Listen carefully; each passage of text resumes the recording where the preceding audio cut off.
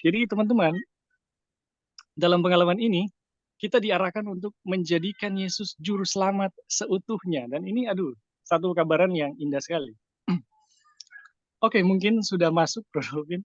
Silakan lanjut. Thank Puji you, Tuhan, Ben. terima kasih ya, Brother Ebi, overhandle tadi, take over. Dan kita tadi sudah berdoa di awal, Tuhan minta bantu untuk jaringan agar baik. Tapi kalaupun ada terjadi itu, Tuhan izinkan. Dan yang terpenting adalah saudara dan saya diberkati untuk mengerti pekabaran ini. Ya, jadi kalau bentuk-bentuk fisik seperti jaringan terputus itu bukan satu masalah ya. Baik, terima kasih untuk pembahasan yang waktu saya terputus tadi, saya dengar, dan apa yang dikatakan tadi benar, Brother Ebi. Oke, kita masih ada waktu sekitar 10 menit. Kita lanjut ke kutipan berikut ya. Berhutang kepada hukum Taurat.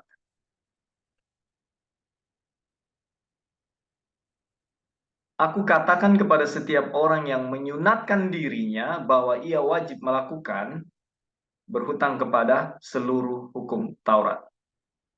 Itu dia, orang mengatakan ayat itu menunjukkan bahwa hukum Taurat harus dihindari.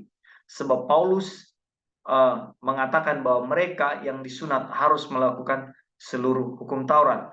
Sedang ia memberikan amaran kepada mereka supaya tidak disunat.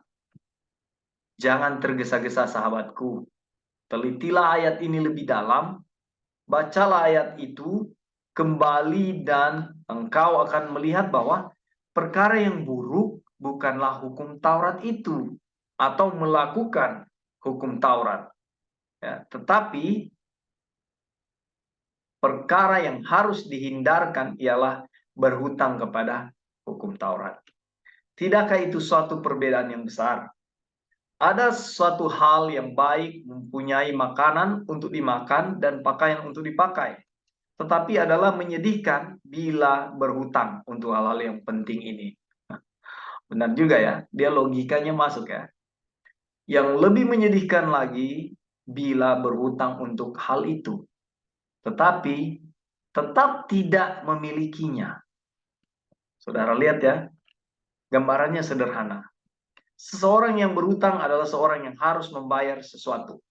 Barang siapa berhutang kepada hukum Taurat harus membayar apa yang dituntut hukum Taurat itu, yaitu kebenaran. Itulah sebabnya barang siapa yang berhutang kepada hukum Taurat berada di bawah kutuk. Karena ada tertulis, terkutuklah orang yang tidak setia melakukan segala sesuatu yang tertulis dalam hukum Taurat.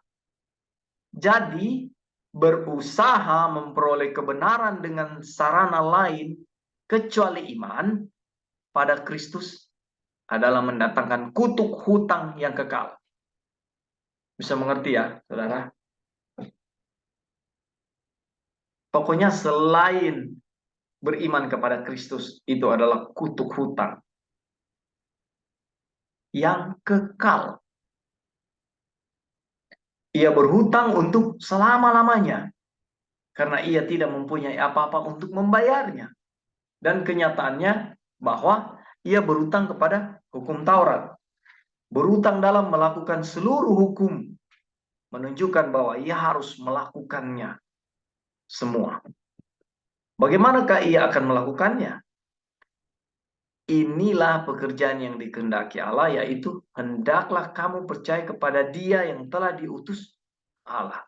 Percaya kepada Yesus Kristus. Yohanes 6 ayat 23. Hendaklah ia berhenti mengandalkan dirinya sendiri dan menerima serta mengakui Kristus dalam dagingnya. Maka kebenaran hukum Taurat itu akan digenapi di dalam dia. Saya mau ganti dirinya ya. Hendaklah Anda berhenti mengandalkan diri Anda sendiri dan menerima serta mengakui Kristus dalam diri Anda. Maka kebenaran hukum Taurat itu akan digenapi di dalam Anda. Sebab ia tidak akan berjalan menurut daging. Sebab Anda tidak akan berjalan menurut daging, tetapi menurut roh. Ini kutipan buat saya secara pribadi. Baik, saudara-saudara, kutipan kita sampai di sini pelajaran kita, dan akan kita dengan pertolongan Tuhan besok hari Minggu pagi di Indonesia, Sabat sore di Amerika, kita bisa lanjut. Oke, namun sebelum kita tutup, apakah ada tambahan dari saudara-saudara? Ada nggak yang saudara-saudara lihat di sini yang perlu ditegaskan lagi? Ya, silakan Sister Joy.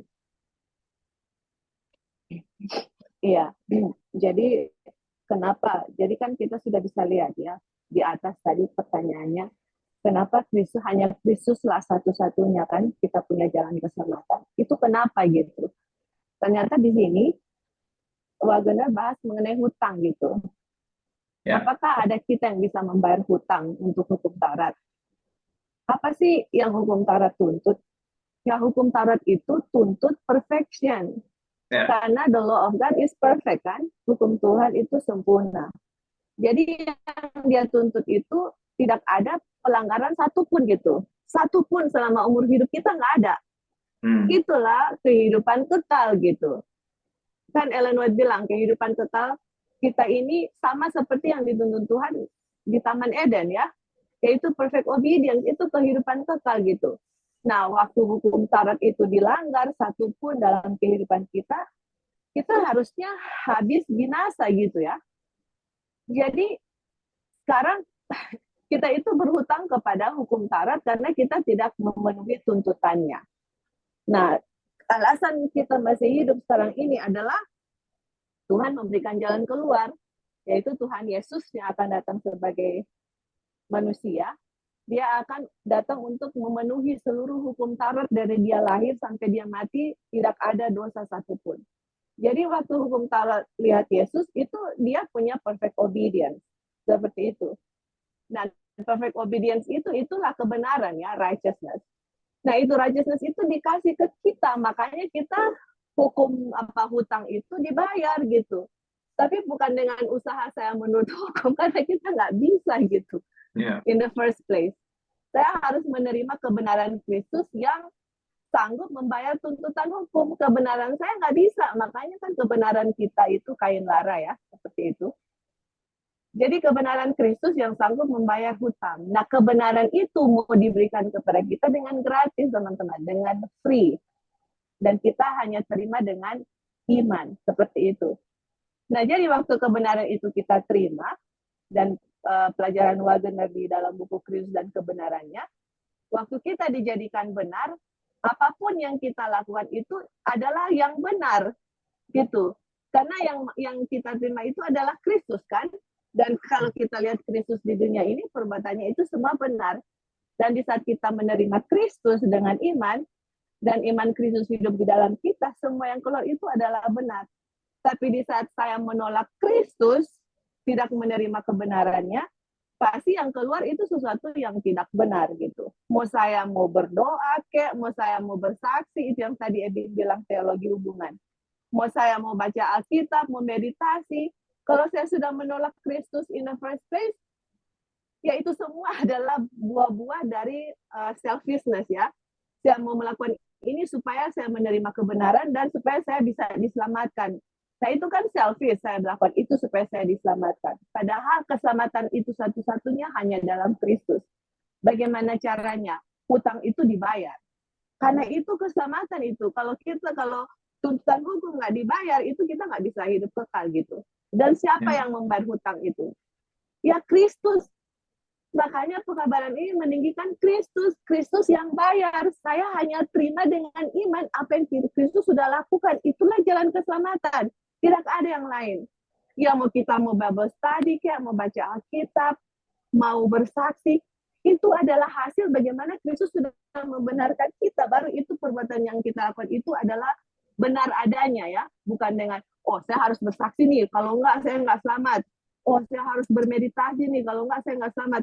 Itu kan semua bentuk-bentuk sunat kan, yang mana saya harus ini untuk memperoleh jalan keselamatan. Tidak teman-teman, jalan keselamatan hanya dalam Kristus.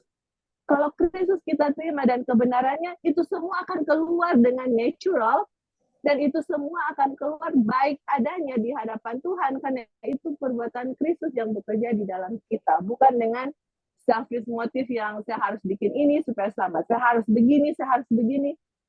Nggak begitu, makanya di buku Galatia, Rasul Paulus bilang, ini pelajaran bukan untuk menyediakan hukum Taurat atau tidak ada perbuatan baik, tapi bagaimana hukum Taurat itu diturut dengan sempurna, atau saya bisa bilang bagaimana perbuatan baik itu yang keluar itu memang betul-betul baik ya, bukan ada selfish motif yang kita lakukan.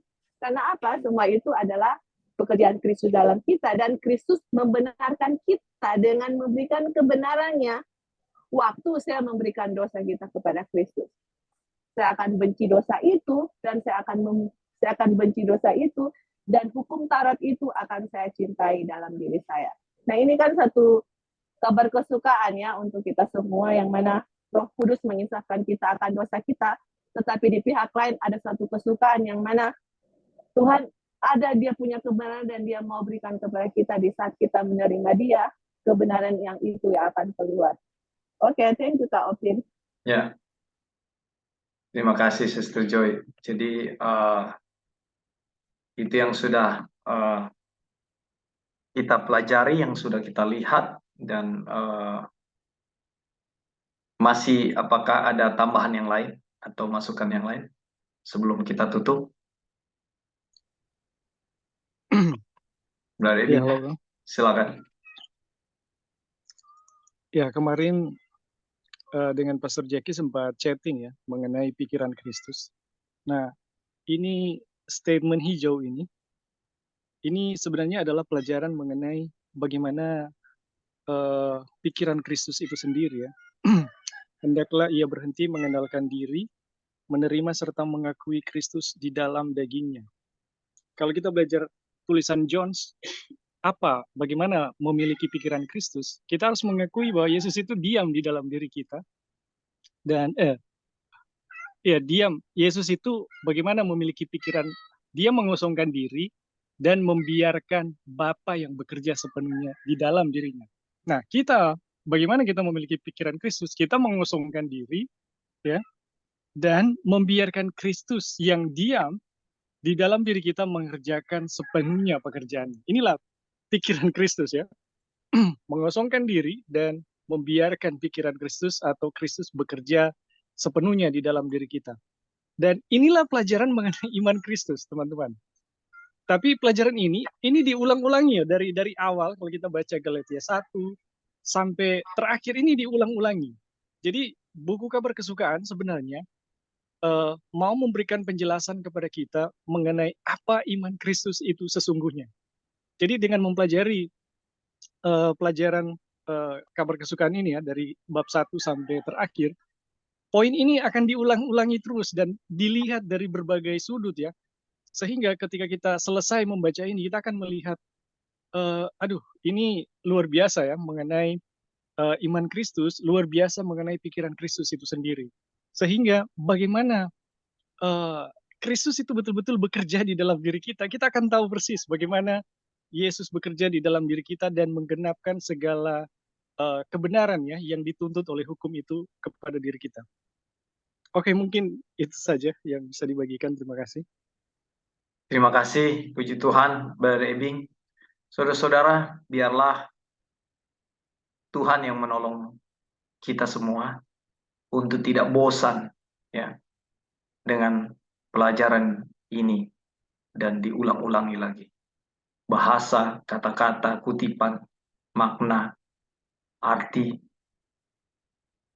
Biarlah Tuhan yang menolong. Dan saya percaya kesempatan ini bahwa Tuhan, kita diberkati melihat satu kebenaran, dan biarlah nama Tuhan yang ditinggikan melalui pekabaran ini.